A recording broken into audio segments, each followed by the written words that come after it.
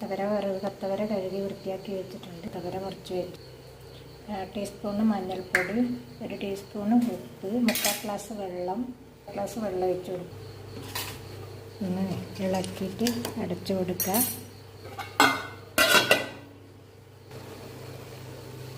തിളച്ചു. ഇനി സിമ്മിലിട്ട് കൊടുക്കുക. ഒന്ന് ഇളക്കിയിട്ട് അമർത്തി കൊടുക്കുക. ചതച്ച 2 അരി വെളുത്തുള്ളി ചേർത്ത് കൊടുക്കുന്നുണ്ട്. വീണ്ടും ഒന്ന് ഇളക്കിയിട്ട് അടച്ചു കൊടുക്കുക. കുറച്ച് വേവിൽ നന്നായി വെന്തിട്ടുണ്ട്. തേങ്ങ ചേർത്ത് കൊടുക്കുക. ഇളക്കി കൊടുക്കുക. കത്തവര വറവ് റെഡിയായി. വെളിച്ചെണ്ണ ചേർത്ത് കൊടുത്തു. കടുകിട്ട് കൊടുത്തു.